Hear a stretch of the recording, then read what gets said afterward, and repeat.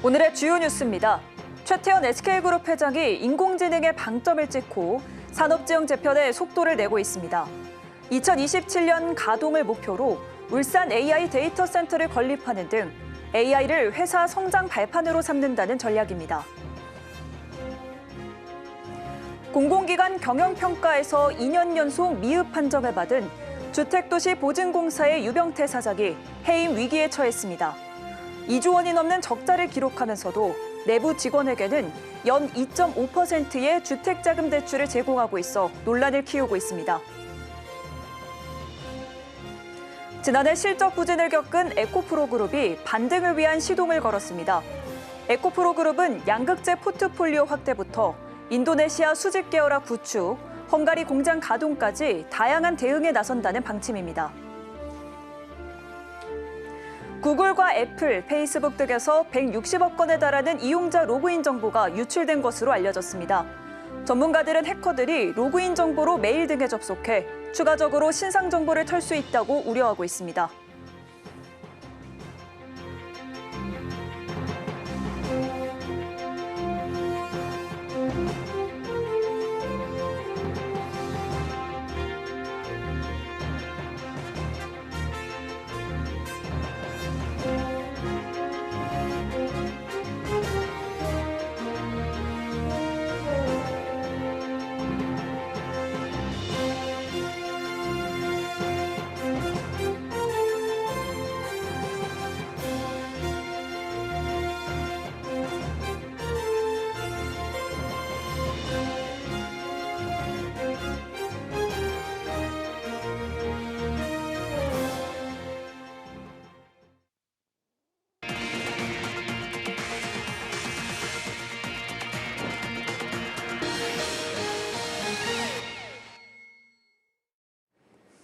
여러분 안녕하십니까? 6월 23일 서울경제 뉴스5 시작합니다. 최태원 SK그룹 회장이 인공지능에 방점을 찍고 산업지형 재편에 속도를 내고 있습니다. 글로벌 AI 패권을 주도한다는 목표 아래 그룹 역량을 결집해 성장 발판으로 삼겠다는 포부입니다. 김혜영 기자입니다. SK그룹이 아마존 웹서비스와 손잡고 울산에 7조 원 규모의 AI 데이터 센터를 건립합니다. 국내 최초이자 최대 규모의 AI 데이터 센터입니다. AI 수요가 급증하며 AI 데이터 센터 확충은 글로벌 산업의 경쟁력으로 주목받고 있습니다. 2027년 가동을 목표로 하고 있는데 7만 8천여 명의 고용 창출 효과도 기대됩니다. SK그룹은 AI 반도체 제조 기술과 데이터 센터 운영 노하우, 전력 인프라 구축 등 그룹 내 각 계열사가 갖춘 핵심 역량을 총동원한다는 방침입니다. 이를 시작으로 글로벌 AI 패권을 주도한다는 계획. 2030년까지 AI 관련 분야에 82조 원을 투입해 바이오와 에너지, 텔레콤, 반도체 등 모든 사업에 AI를 접목하고 그룹의 시너지를 극대화한다는 전략입니다. 1980년 석유화학, 1994년 이동통신, 2012년 반도체에 이은 그룹의 네 번째 미래 먹거리를 제시한 겁니다. 선택과 집중이라는 원칙 아래 성장 발판을 모색한 SK 최태원 회장. AI를 통해 퀀텀 점프를 이룰지 기대를 모으고 있습니다. 서울경제TV 김혜영입니다. 공공기관 경영평가에서 2년 연속 미흡 판정을 받은 주택도시보증공사의 유병태 사장이 해임 위기에 처했습니다. 전국적으로 전세 사기 등 보증사고로 대위 변제액이 급증하면서 재무성과 관리에서 낮은 점수를 받은 탓인데요. 특히 수년째 조단위 적자를 기록하면서도 내부 직원들에게는 시중금리의 절반 수준인 연 2.5%의 주택자금 대출을 제공하고 있어 논란을 키우고 있습니다. 이지영 기자입니다. 정부가 공공기관 경영평가 결과를 발표한 가운데 2년 연속 D등급을 받은 유병태 허그 사장이 해임 건의 대상에 올랐습니다. 최근 기획재정부가 발표한 2024년도 공공기관 경영 실적 평가 결과에 따르면 허그는 평가 최하위인 D등급을 받았습니다. 이 평가는 공기업과 준정부기관의 지난해 경영 실적에 대해 등급을 매기는 제도입니다. 정부는 최종 등급이 2년 연속 D 이하인 기관에 대해 기관장 해임을 건의합니다. 허그는 지난해 약 2조 1,924억 원의 영업 손실을 냈고 당기 순손실도 2조 원을 넘겼습니다. 전세 사기 피해가 급증하면서 허그가 임대인 대신 보증금을 갚아준 대위 변제금 규모가 커진 게 가장 큰 이유로 꼽힙니다. 하지만 외부 변수 외에도 내부 관리 실패가 손실 확대의 핵심 원인이 됐다는 지적도 나옵니다. 위험한 물건을 선별하지 못한 보증 심사 기준과 보증 사고 이후에도 기금 운용이나 리스크 통제 시스템을 제때 손보지 못한 점이 손실을 더 키웠다는 겁니다. 허그가 그동안에 이제 전세 담보 대출이라든가 전세 보증 대출을 임하는 데 있어서 어느 정도는 이제 중간에 필터링 기능이라든가 이런 부분들이 있었더라면 아마도 현재 어떤 손실 규모보다는 어느 정도는 좀 줄일 수 있는 그런 여지가 있지 않았을까. 여기에 2조 원이 넘는 적자를 기록하면서도 내부 직원에게는 연 2.5%의 주택자금 대출을 제공하고 있어 논란을 키우고 있습니다. 시중 주택담보대출 금리는 5% 수준인데 절반에 가까운 금리 혜택을 줘 특혜나 마찬가지 아니냐는 지적입니다. 허그는 청렴도 평가에서 2년 연속 4등급을 받았고 부채 비율은 499.13%를 넘겼습니다. 공공기관 평균을 훨씬 웃도는 수치입니다. 유 사장은 임명 당시에도 임명권자였던 원희룡 전 국토교통부 장관과 서울대 법대 동기로 알려져 낙하산 인사 논란이 있었습니다. 서울경제TV 이지영입니다. 지난해 실적 부진을 겪은 에코프로 그룹이 반등을 위한 시동을 걸었습니다. 에코프로 그룹은 양극재 포트폴리오 확대부터 인도네시아 수직 계열화 구축, 헝가리 공장 가동까지 다양한 대응에 나선다는 방침인데요. 이해란 기자입니다. 장기화되는 전기차 캐즘, 중국 업체들의 중저가 배터리 시장 독주로 지난해 실적 부진을 겪은 에코프로. 에코프로 그룹이 최근 온오프라인 경영 설명회를 열고 실적 회복을 위한 하반기 전략과 중장기 사업 방향을 임직원들과 공유했습니다. 에코프로 그룹은 하반기 핵심 전략으로 제품 포트폴리오 확대, 글로벌 수직 계열화 추진, 사업 지주회사 전환 가능성 검토, 해외 법인 운영 안정화를 제시했습니다. 제품 전략 측면에서 에코프로는 기존 하이니켈 중심 고사양 제품 외에도 LMR 등 가성비 양극재로 포트폴리오를 확대한다는 전략. 현재 연산 3,000톤 규모의 LFP 배터리 파일럿 라인도 운영 중인데 이러한 포트폴리오 확장은 중국 주도의 중저가 전기차 시장에 대응하기 위한 전략으로 해석됩니다. 실제로 S&E 리서치에 따르면 올해 1월에서 4월 전 세계 전기차용 양극재 적재량은 전년 대비 45.6% 증가한 67만 톤. 이 중 LFP 계열은 78.2% 급증해 전체의 56.2%를 차지했습니다.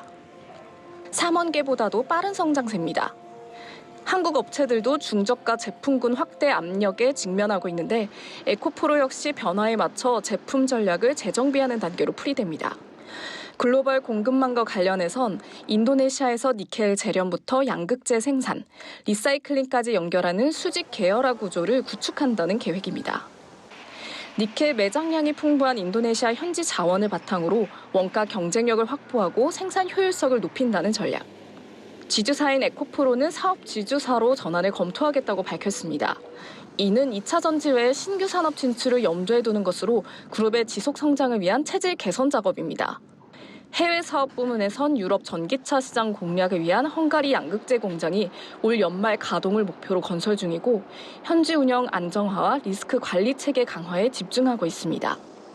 송호준 에코프로 대표는 지난해 4분기 적자 폭이 컸지만 1분기 흑자로 전환했다며 2분기와 남은 하반기에도 실적 개선을 위해 노력해 올해는 반드시 적자 사슬을 끊어내겠다는 포부입니다.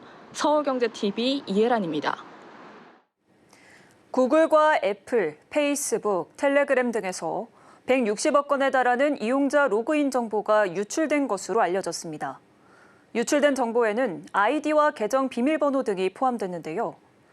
전문가들은 이번 유출로 신상 정보가 추가적으로 유출되거나 피싱, 사칭 등 2차 피해가 발생할 수 있다고 우려하고 있습니다. 이수빈 기자입니다.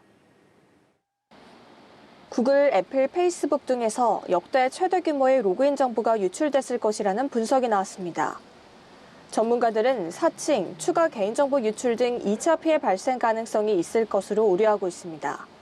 미국 사이버 보안 전문 업체 사이버뉴스는 온라인에서 주요 플랫폼의 이용자 로그인 정보가 정리된 데이터셋 30개를 최근 발견했다고 밝혔습니다. 여기에는 구글, 애플, 페이스북, 텔레그램 등 전 세계 주요 플랫폼 사용자들의 계정 비밀번호 등이 포함됐습니다. 이번에 유출된 것으로 추정되는 정보는 약 160억 건, 전 세계 인구의 약 2배에 달하는 수치로 업계는 이용자들이 적어도 1개 이상의 계정 정보를 유출당했을 가능성이 있을 것으로 보고 있습니다. 다만 중복된 데이터가 있을 수 있어 실제 노출된 사람이나 계정 수를 정확히 파악하기는 어렵다는 입장입니다. 전문가들은 이번 사태로 인해 추가적인 피해가 발생할 수 있다고 전망하고 있습니다. 특히 로그인 정보를 활용해 메일이나 SNS 등에 접속해 또 다른 신상 정보를 유출할 가능성이 크다고 보고 있습니다. 또 피싱, 사칭 등 금전적 피해도 발생할 수 있다고 우려하고 있습니다. 로그인 정보 안에 아이디 패스워드도 있지만 관련된 신상 정보가 또 같이 유출될 또 가능성이 있어서 저로 사칭하는 또 다른 제3의 피해가 나타날 수 있겠죠. 또 전문가들은 여러 계정에서 동일한 비밀번호를 사용하는 이용자의 경우 이번 유출 사건의 가장 취약한 대상이라고 보고 있습니다. 탈취한 비밀번호를 바탕으로 다른 플랫폼은 물론이고 계좌, 카드 비밀번호 등에도 입력해 볼 수 있기 때문입니다. 전문가들은 구글, 애플 등 이번 유출 사건에서 언급된 플랫폼 외에도 모든 주요 계정의 비밀번호를 변경하고 2단계 인증이나 패스키 도입 등의 보안 조치를 취해야 한다고 조언하고 있습니다. 서울경제TV 이수빈입니다. 은행권이 새 정부에 신사업 진출 허용과 규제 완화, 소상공인 금융공사 설립을 제안하고 나섰습니다.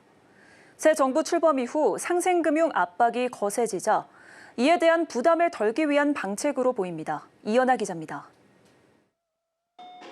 은행권이 지난 19일 새 정부에 규제 완화를 통한 수익구조 다변화를 요구하고 나섰습니다. 은행연합회는 회원 은행들의 의견을 수렴해 경제선순환과 금융산업 혁신을 위한 은행권 재원이란 제목의 총 55페이지 분량 보고서를 지난주 국정기획위원회에 전달했습니다. 은행권은 금융산업 혁신을 위해 비금융 진출 확대, 해외 비금융 플랫폼 인수 허용, 디지털 산업 진출 허용, 망분리 규제 개선과 신탁의 종합재산 관리 기능 강화 등을 요구했습니다. 최근 국회 정무위원회 소속 더불어민주당 민병덕 의원이 디지털 자산 기본법 발의와 함께 정치권을 중심으로 원화 스테이블코인 제도화 논의가 본격화되면서 시장 진출을 위한 은행권 목소리가 커지고 있습니다. 또 현재 증권사, 자산운용사, 보험사에는 제약이 없지만 은행에는 제한된 투자 1임업 허용 확대 제한도 나왔습니다.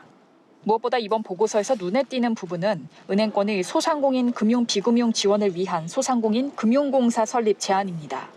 공사는 소상공인 직접 간접 대출 보증 등 금융 기능과 컨설팅 등 비금융 기능을 종합적으로 수행하는 소상공인 지원 전문기관 성격을 지니고 사각지대 없는 소상공인 맞춤형 서비스 제공을 주요 업무로 제안한 내용이 담겼습니다. 금융권 안팎에서는 이를 두고 사실상 상생금융 부담을 덜고 싶은 은행권의 속내가 반영된 것이란 의견이 쏟아지고 있습니다. 은행권은 현재 중저신용자와 취약계층, 소상공인 대상 추가 금융 지원에 대한 상당한 압박을 느끼고 있는 분위기입니다. 이미 새 정부는 포용금융 정책을 전면에 내세우며 금융지원 확대를 예고했고 이 대통령이 과거 성남시장 시절 운영한 주빌리 은행 모델을 근거로 상생금융 부담이 더 커질 것이란 전망이 우세합니다. 여기에 경기 침체에도 불구하고 은행권의 당기순이익 역대급 호실적에 따른 정치권의 포용금융 재원 마련 압박도 거세질 가능성이 높아 결국 부담을 덜기 위해 공사 설립을 제안한 것 아니냐는 비판이 제기됩니다. 서울경제TV 이연아입니다. 미래에셋 자산운용이 국내 최초로 전 세계 주식시장에 분산 투자하는 상장지수 펀드를 내놨습니다. 48개국, 10,000개 이상 주식으로 구성된 상품인데요. 기존 미국에 편중된 투자 포트폴리오의 대안이 될 수 있을지 관심이 모입니다. 김보연 기자입니다. 국내 최초로 전 세계 주식시장에 상장된 실물 종목에 투자하는 상장지수 펀드가 출시됩니다. 투자 선택지의 폭이 넓어지면서 자산 포트폴리오를 다양화할 수 있게 된 것입니다. 미래에셋 자산운용은 오늘 기자간담회를 열고 타이거 토탈 월드 스탁 액티브 ETF를 소개했습니다. 해당 상품은 내일 유가증권 시장에 상장됩니다. 미국 뱅가드의 대표 상품과 동일한 지수를 추종해 한국판 VT라 불립니다. 해당 상품의 현재 순 자산 규모는 한화로 62.8조 원에 달합니다. 기초지수는 FTSE 글로벌 올캡 인덱스입니다. 모건 스탠리 캐피털 인터내셔널과 함께 세계 양대 주가지수로 꼽힙니다. 선진국을 포함해 신흥국 48개국, 약 1만 개 이상의 글로벌 주식으로 구성되어 있으며 미국과 비미국 시장 비중은 6대 4입니다. 전 세계에서 투자할 수 있는 종목의 약 98%를 포함하는 포괄적 지표입니다. 펀드 매니저 재량으로 포트폴리오를 조정할 수 있는 액티브 상품으로 회사는 FTSE 지수가 산출을 시작한 이래 398%의 수익률을 기록하며 우상향하고 있다고 밝혔습니다. 지수 개발사인 FTSE 러셀의 에메랄드 야후 지수 상품관리 아시아 태평양 총괄은 주식 분산 투자가 증가하는 가운데 한국 투자자들에게 보다 폭넓은 투자 선택지를 제공할 수 있을 것으로 기대한다고 했습니다. 서울경제TV 김보안입니다. K-디저트 브랜드 요아정으로 알려진 사마식품이 오너 3세 경영체제에서 위기를 맞고 있습니다. 신사업 확장 과정에서의 잇단 적자, 가족 중심 경영에 따른 투명성 논란, 오너가의 갑질 논란까지 진퇴양난에 빠진 모습인데요. 이혜연 기자입니다. 사마식품이 장류와 소스류 브랜드를 넘어 최근 K-디저트로 불리는 요아정으로 소비자들에게 주목받고 있습니다. 다만 최근 몇 년 새 무리한 가족 경영과 무분별한 브랜드 몸집 키우기로 경영 위기에 직면했다는 분석이 나옵니다.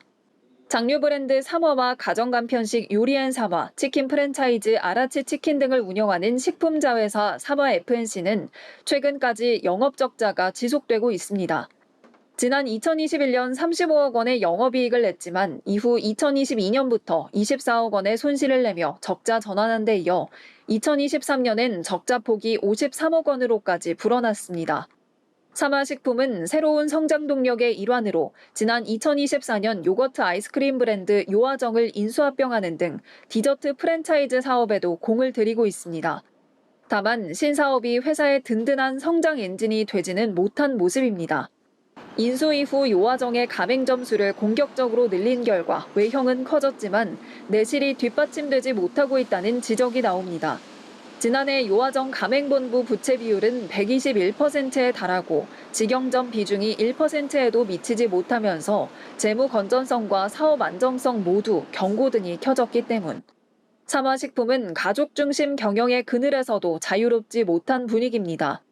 오너 3세인 양승재 대표가 전반적인 경영을 이끌고 있는데 부인 박현희 대표의 경우 사마식품 감사로 재직하며 관계사인 사마 F&D, 요아정 등 대표까지 겸직하고 있습니다. 사마식품 이사회와 더불어 계열사 이사진이 모두 오너 일가로만 구성돼 있다는 점을 두고 경영 투명성과 내부 견제 기능이 제대로 작동하기 어렵다는 지적이 나오고 있습니다. 엎친 데 덮친 격으로 요아정 부문장이자 사마식품 오너 3세 양승재 대표의 장녀 양유경 씨는 반복적인 부당 지시와 퇴근 후 업무 강요, 부선의 따돌림 등으로 직장 내 갑질 의혹까지 받고 있는 상황. 70년 역사의 사마식품이 본업 경쟁력을 높이고 오너 리스크를 어떻게 돌파할지 업계에 관심이 모이고 있습니다. 서울경제TV 이혜연입니다. 지난해 흑자 전환에 성공한 에큐온 저축은행이 새 대표를 맞았습니다. 김희상 신임 대표는 디지털과 리테일 역량을 기반으로 조직 재정비에 나선다는 구상입니다. 하지만 건전성 지표 논란과 조달 구조 불균형 등 풀어야 할 과제도 만만치 않습니다. 김도하 기자입니다. 자산기준 업계 5위인 에큐온저축은행이 새 수장을 맞았습니다. 김희상 신임 대표는 과거 LG카드와 신한카드 등 주요 카드사에서 리테일 금융 전략을 주도했고 에큐온캐피탈과 웰컴저축은행을 거치며 리테일 중심의 실무와 디지털 전환 경험을 함께 갖춘 전문가로 평가받습니다. 김 대표는 취임사를 통해 AI와 디지털 역량을 바탕으로 지속 가능한 성장을 이루기 위해 자산 건전성 제고와 수익성 강화를 핵심 경영 방침으로 삼겠다고 선언했습니다. 하지만 김 대표가 마주한 현실은 녹록지 않습니다.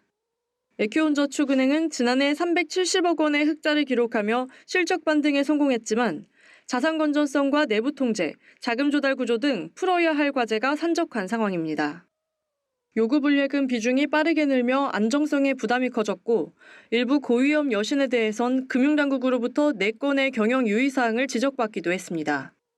특히 고정이하 여신과 위험 가중자산 비율을 축소하기 위해 RP 자산을 과도하게 편입한 점이 자산 건전성 지표 왜곡으로 이어졌다는 분석이 나왔습니다. 이 과정에서 내부 승인 절차와 통제 기능의 한계도 노출됐습니다. 조달 구조도 안정적이지 않습니다.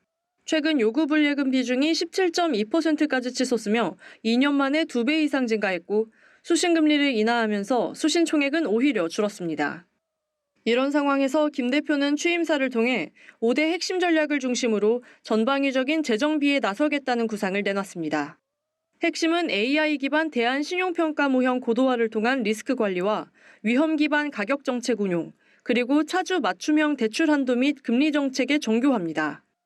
또 수신과 여신의 유기적 연계를 통해 자산 건전성과 조달 안정성을 동시에 확보하고 모바일 플랫폼 고도화와 빅데이터 기반 고객 맞춤 금융도 적극 추진하겠다는 방침입니다. 흑자 후 바통을 이어받은 김이상호 에큐온. 수익성 개선 흐름을 이어가는 동시에 신뢰 회복과 체질 개선에도 성공할 수 있을지 주목됩니다. 서울경제TV 김도아입니다. 스킨부스터 리쥬란으로 잘 알려진 파마리서치가 인적 분할 계획을 발표한 가운데 주주들의 반발이 계속되고 있습니다.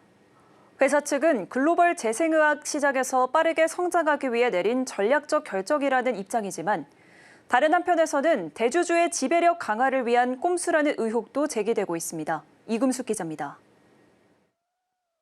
파마리서치가 지난 13일 인적 분할 계획을 공시했습니다. 분할의 핵심은 기존의 사업부와 투자 기능을 분리해 경영 효율성을 높이겠다는 것. 분할 후 존속법인 파마리서치 홀딩스는 M&A와 투자 중심의 지주회사로 전환되며 신설법인 파마리서치는 기존의 에스테틱 중심 본업을 맡게 됩니다. 하지만 시장 반응은 부정적입니다. 인적 분할이 발표된 직후 파마리서치 주가는 하루 만에 17% 넘게 급락했습니다. 논란의 핵심은 분할 비율. 분할에 따라 파마리서치 홀딩스는 0.743, 신설 파마리서치에는 0.257의 가치가 각각 부여됐습니다. 문제는 이 같은 비율이 일반적인 인적 분할 사례들과 비교해 지주사에 유리하게 책정됐다는 점입니다. 통상 인적 분할에서는 자산 가치나 순자산 비율을 고려해 지주사와 사업회사 간 비율이 4대 6에서 5대 5 수준으로 설정되는 경우가 많습니다. 하지만 이번에는 지주사 가치가 지나치게 높게 산정되면서 대주주가 지배력을 강화하고 일반 주주는 소외되는 구조라는 지적이 제기되고 있습니다. 소액주주 연대 플랫폼 액트는 입장을 내고 이런 분할은 명백한 주주가치 훼손이라며 법적 대응을 예고한 상태입니다. 일부 소액주주들은 인적 분할 구조가 자신들의 주주권을 침해하고 있다며 이재명 대통령에게 탄원서를 제출하고 직접적인 문제 제기에 나서겠다는 입장입니다. 이들은 특히 이번 분할이 최대 주주의 지배력 승계와 관련된 시나리오라는 분석까지 내놓고 있습니다. 이에 대해 파마리서치 측은 사업 영역별 전문화를 통해 기업 경쟁력을 강화하려는 결정일 뿐이라며 대주주의 승계 또는 지배력 강화와는 전혀 무관하다고 선을 그었습니다. 또한 향후 5년 이내에 그룹 전체 매출을 1조 원 이상으로 끌어올리겠다며 장기적인 주주가치 제고에 자신감을 보였습니다. 전문가들은 이번 분할로 주주 신뢰를 잃는다면 오히려 기업 가치에 악영향을 줄 수 있다고 지적합니다. 논란의 파마리서치의 인적 분할, 어떤 방향으로 전개될지 주목됩니다. 서울경제TV 이금숙입니다. 삼성전자와 LG전자 등 국내 가전업계가 중동 정세 변화에 촉각을 기울이고 있습니다. 미국의 핵시설 공격에 대한 보복으로 이란 의회가 호르무즈 해협을 봉쇄할 것을 의결했기 때문입니다. 호르무즈 해협은 전 세계 석유 해상 운송량의 약 4분의 1이 통과하는 중요한 길목입니다. 실제로 해협이 막힌다면 세계 원유 운송이 마비되면서 국제 유가와 물류비 상승, 글로벌 수요 둔화 충격을 피하기 어렵다는 분석이 나옵니다. 다만 기업들은 6개월에서 1년 정도 기한을 두고 물류 장기 계약을 맺는 만큼 단기적인 타격은 크지 않지만 사태가 장기화될 경우 각종 비용 상승은 기업의 수익성 하락으로 직결될 수 있습니다. 한편 이번 사태와 관련해 JP모건은 국제 유가가 $150까지 치솟을 수 있다고 전망했습니다. 서울경제 뉴스5, 저희가 준비한 소식은 여기까지입니다. 함께해 주신 여러분 고맙습니다.